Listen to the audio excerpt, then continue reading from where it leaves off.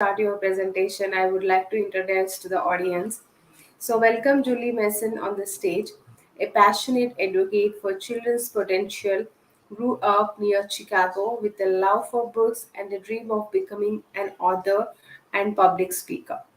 With a degree in intercultural communications, she devoted herself to promoting education and literacy for youth. Julia co authored a curriculum on life skills and manners and fulfilled her dream of publishing her first book at the age of 15. Wonderful. Her mission aligns with Matthew 19 is to 4. Let the little children come to me. So thank you so much. So you can occupy your stage. Yes, my pleasure. It's such a joy to be here this evening and living out the purpose that, I believe that I was created to walk on this planet with. I couldn't be more grateful to be amongst such amazing people and invited to this conference. As you said, I am an award-winning author. I realized my dream at 50 years old, and it's just been an amazing adventure ever since then. So, what I would like to do this evening is share my screen. I've got a presentation of my books, my children's book, Mighty Madeline is the name of my first children's book. It did win an award, a Mom's Choice Award. So, that was quite an honor and a privilege for me. The book was released in 2019, right before COVID, which meant that I typically an author would go into schools and they would do a presentation and then sell their books. But I did 3 large ones and then COVID hit. So I had to step into the different and worked on a social media marketing campaign for the last 4 years. And now we're launching my company, Butterfly Books and Enterprises. And I've written the sequel, so all is well. We're moving forward. It's been an amazing journey.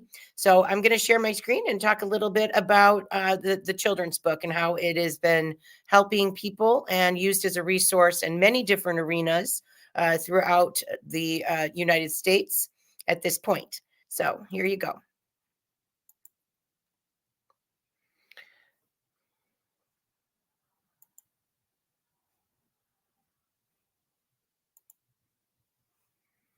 Okay, the inspiration, back to the garden we go.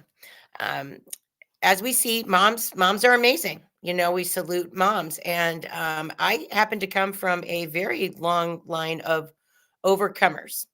My grandmother, my mother, and my maternal grandmother, my paternal grandmother, we were just very strong. We believe that we just don't really, and my mother, we don't see obstacles. We forge ahead. So in that regard, I was able to overcome quite a bit, as were my children. So this book helps children, understand who they were actually created to be, because each child is created for a unique purpose. One of my favorite quotes from the book is, "A whale is much different than a snail, but both are crucial to nature and have specific roles." And so that's really the basic of the basis from the book. What I like to do is teach the children. It's an inspirational book. Oops, sorry guys, I went to the next slide. Okay, Mighty Madeline is an inspirational book for all ages. We have women buying it at 98 years old who say they can relate to the character Madeline, Mighty Madeline. The message is about self-acceptance, overcoming obstacles, drawing on your inner strength, embracing your strengths, and knowing that you are created for a unique purpose. So that's the crux of the book. Those are the main messages. Next up is one of the quotes from the book is Mom's memo for Mighty Madeline. "You're not expected to get it all right. So loosen the reins and let your life take flight. Open your eyes and look up and see. Just as you are is who you were created to be." So loosening the reins and letting your life take flight That stemmed basically from my daughter Madeline. This book is about me. It's about my daughter Madeline and my son Riley. They are 2 years apart. They're 27 months apart, and each one is extremely unique. And from a young age, I could really see um, their giftings. I took a lot of time to study them. My daughter was very, very observant, slightly, was slow to warm up. Um, when I took her to a preschool co-op when she was a little girl, when she was 16 months old, she observed all the children and then she engaged. So she's always been an observer. My son, he came out of the womb just happy-go-lucky. Madeline is very stoic and sort of serious, and Riley was just full of life and very, very, very, very joyful. Um, so they both were very, very different. And as I said, I could see their gifts from a very, very young age. However, I had suffered from performance anxiety growing up. I grew outside of in a suburb outside of Chicago, and so I felt a sense that I had to strive and be perfect all the time. So I struggled with performance anxiety pretty much my whole life. And when my daughter Madeline was in first grade, I started to see that she was struggling with the same thing. And I happen to be very good friends with a lot of mental health professionals because I'm fascinated with brain health. And, as I said, I suffered from it and I didn't want her to suffer. So we started on our little journey. Um, and she was diagnosed when she was 8 with anxiety disorder and ADHD. And so what we did was we took a team approach to helping her. I worked with a psychiatrist at downtown Jacksonville, Florida. We were in Florida at the time. That's where my business was, and he was a chief psychiatrist at Nemours in Jacksonville, and a psychologist. When they diagnosed her, then we put together a plan. She started the 504 plan in school. So I worked with the teachers. I prayed over my daughter, extensively. Uh, they gave her, when she was on the 504 plan, that meant that she had extra time on her tests, and so she was able to overcome that. We worked very hard. We worked very hard, all of us, and she leveled off. I put her on medication for about 6 weeks while she was in sixth grade. But the children and I had gone through a very, very rough divorce. And so there was a lot of trauma in the family, which, heightened the anxiety quite a bit. But she did level off. She did level off in sixth grade. Then in seventh grade, um, as her hormones increased, she ended up basically resorting back to almost like a kindergartner. I had to stand with her at the bus, and while she waited for the bus, I sat in the car. She became very anxious about making sure she got up on about 3 hours early and to get ready for school, to make sure everything was perfect. And so, I was very concerned about it. Then all of a sudden, I get a call from the guidance counselor, and she wanted to set up a meeting and remove my daughter from this 504 plan where she got her accommodations. So I said, okay. I arrived at the meeting, and all of her teachers were there and the guidance counselor. And they said, well, little Madeline she's doing great. She tests very well. She has stellar behavior. Um, we don't see any problems. And I said, well, that's great. I'm really glad that she's, passing all these tests and doing very well. However, the behavior that we see at home is much different. And so I got a big kick out of this. The fashion design teacher and the gym teacher both raised their hands, and they said, we need to keep her on this 504 plan, which was amazing. So thankfully, that's what happened. As I came home from that meeting, And I sat down at my desk and I wrote this book in a half an hour, because I got a real kick out of what happened. And the backstory behind it is that I didn't want people to suffer from anxiety. I didn't want, I was overcoming in that.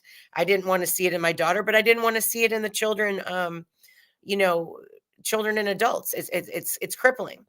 And so that is the backstory behind behind the book. Now, um, back to the garden we go.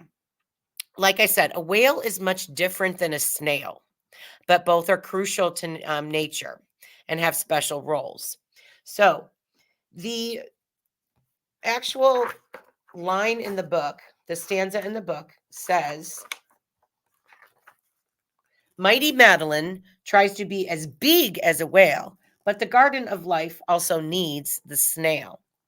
So, this is where I teach the children and adults that you know, each one of us is created for a purpose. And so when you're on social media, and that really has a lot to do with a lot of the anxiety and depression I've found, as I've interviewed other, children of all ages, um, they compare themselves.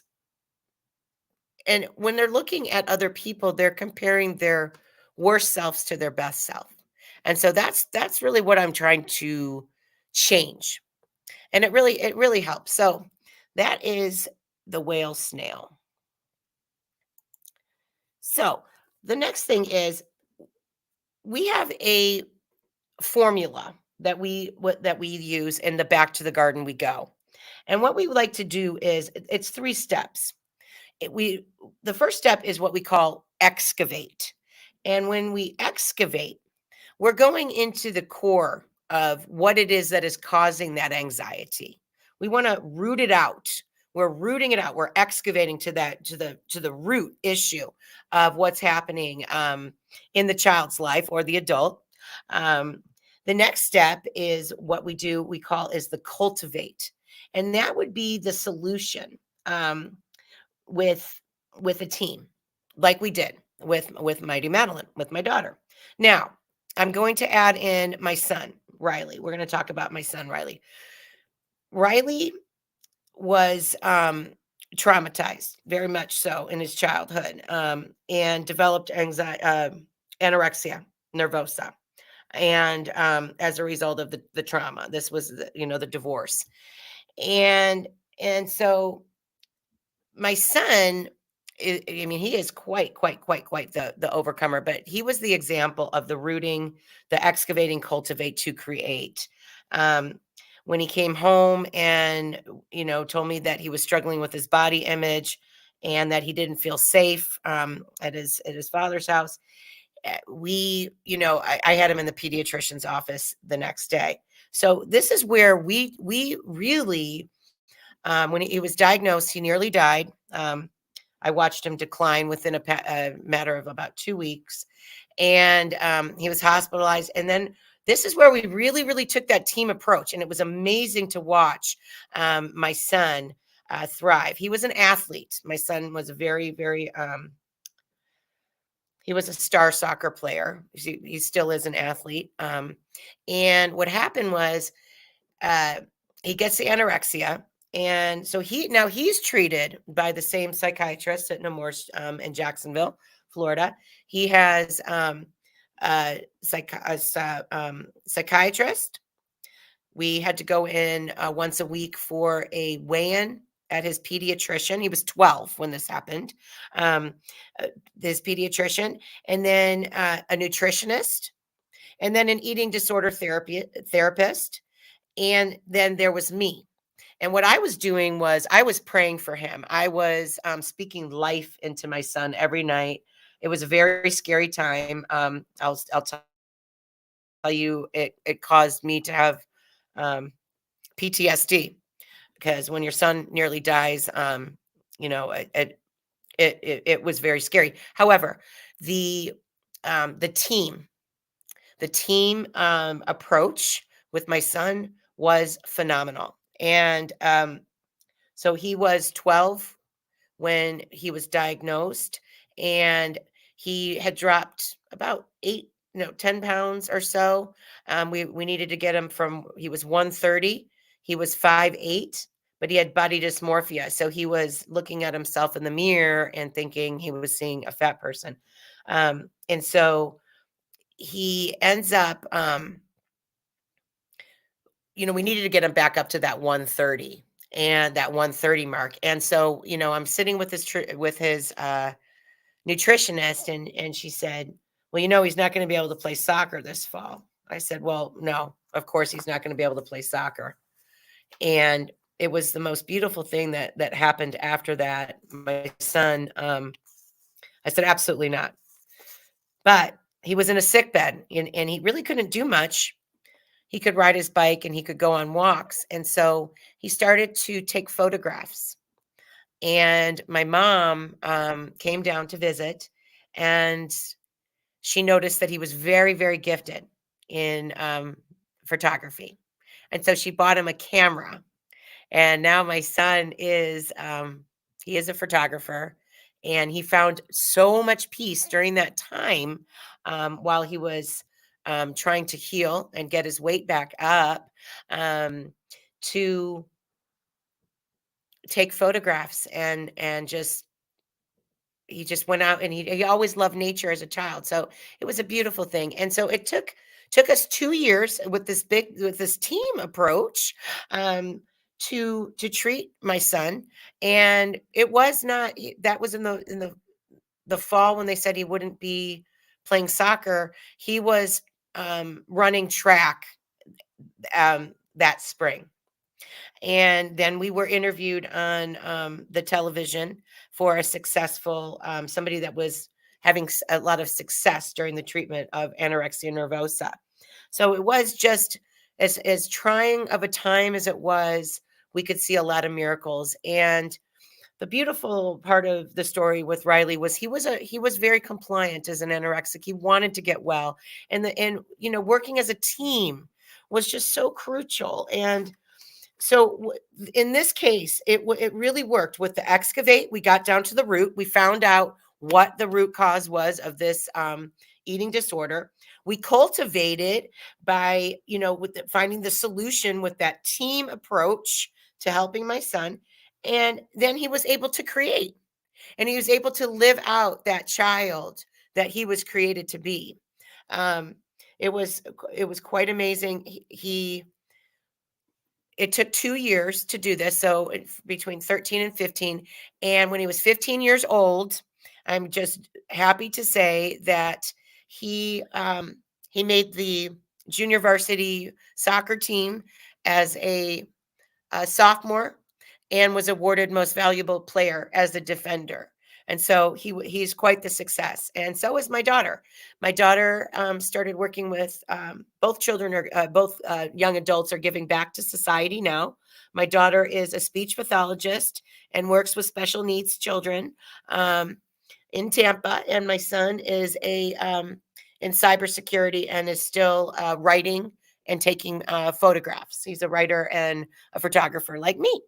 And so it was just, it was, we can see the miracles, despite all the struggles, we forged ahead. And that's the point of the book, Mighty Madeline, is it's teaching us that we can overcome anything that comes our way. We just need to ask for help. And that's really the story behind it. Now, I'm going to read, because I like to speak in stories, and I am an author. I do like to tell stories. So I'm going to tell one story about when I was a substitute teacher. What happened was, is my book came out, and I was substitute teaching in the county in which we lived. And what I was doing was I was taking my book to all different classrooms, and it was like a sociology experiment, so to speak, where I wanted to see which age, how it fit into different ages, because it is a book for all ages, including adults. And they are using this children's book in addiction recovery centers in various states. So I'm very proud of that. So I'm going to read a little story, because I do like to speak in stories. I find it to be effective. So here we go. In the fall, no, let me start. Rewind, pause. Look to the children. They are simplistic, yet have wisdom. I told my children growing up, I have three jobs to do as your mother: to love you unconditionally, to teach you about the love of God, and to always keep you safe. In the fall of 2019, shortly after the launch of Mighty Madeline, I was a substitute teacher in the county where I live. I found it to be quite the adventure, as I did not know where I would wind up on a daily basis. What I learned and observed during that time gave me a pulse on what is really happening within the mountain of education system in the United States. I will never, ever forget one Friday morning where I literally experienced children of light in a kindergarten classroom. I will admit it had been a rough week for me, as I encountered some challenging assignments with students in the mid and upper schools. It never ceases to amaze me how God knows what we need when we need it. The bell rang. I took a deep breath and opened the door and greeted the little ones with a sing-songy "Good morning" and a big smile. Their response nearly took my breath away. 20 little people smiled back, and each and every one of them hugged me with all their might as they entered the classroom. Oh my! I was enveloped by love and sunshine in that moment. The atmosphere and energy within the classroom was filled with laughter and giggling and excitement all day. It never waned. Of course, my favorite part of the day was story time. This would looked like an illustration out of the nursery rhyme Mother Goose. All the children were trying to sit on my lap at once. Unconditional love on steroids. I happened to have a copy of my book with me, so I took the liberty to read it to them. I absolutely relish feedback from the little ones. They loved the illustrations and rhyming and asked about the little doggy, the butterfly, the inchworm, the whale, and the snail. They asked me, "Is that your daughter?" I said, "Yes," I say. Next in this precious adventure, I asked them to take their seats, get out their journals, and write based on the notes from the teacher. I stood in front of the classroom and I read them the assigned book, Alexander and the Terrible, Horrible, No Good, Very Bad Day, which happens to be a really good book. I instructed them to draw a picture and write about a very bad day they had experienced. I noticed they were collectively looking at me with blank looks on their faces.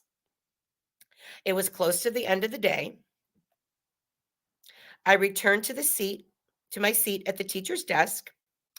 I began recapping the day in my notes to the teacher, and I looked up, and there was a long line of little people at my desk.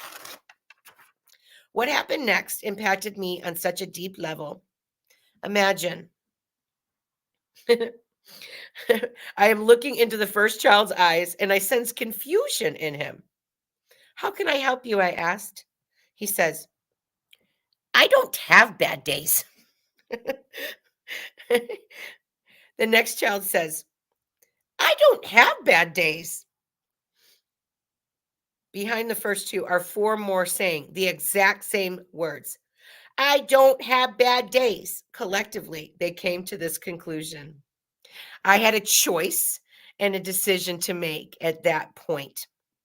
"Okay," I said, "please draw a picture of your house and family and write about your best day ever." I finished my notes to the teacher about what had just occurred, wrapped up the day, walked the children out to the pickup lines to go home to their families. I said my goodbyes and chose to have the best day ever. So that was one of the most miraculous days of my life, and it completely changed my mindset and my outlook for the rest of my life. I believe that gratitude is a magnet for miracles, and it changes your mind, your perspective, and life. And so it's a habit that I've cultivated since I'd say I started writing a gratitudes out in 2007, because I myself did have addiction issues and overcame them, and became an addiction recovery leader. So I've, as much as my family, my kids and I have been through, we are all overcomers, and we know that, we are going to go through hard times. That's life. But there is always a silver lining within any struggle that you have, and so that's really what we base our whole mission here at Butterfly Books and Enterprises. Um, we are artists, and we publish Butterfly Books and Enterprises publishes all forms of art, and our goal is to foster and cultivate and usher in the next generation of artists. And so we want them to have a safe place and a safe environment to create in. And we also use art and animals to help heal childhood and adult trauma. So that is the crux of our mission. It has been such a pleasure to share my slides with you today. And here we go. I will stop sharing. Come on back. Here I am. Hello.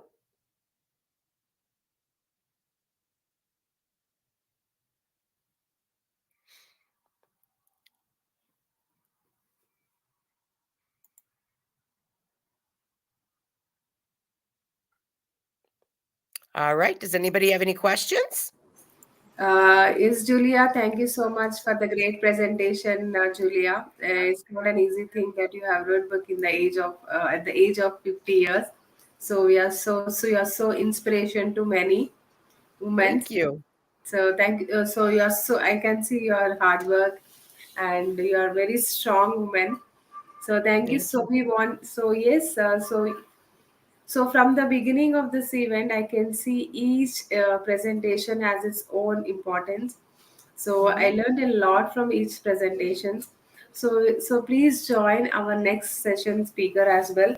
So our next session speaker name is Laura Singh. Please join our next session speaker. Thank you so much for joining this event, and have a Thank good day. you.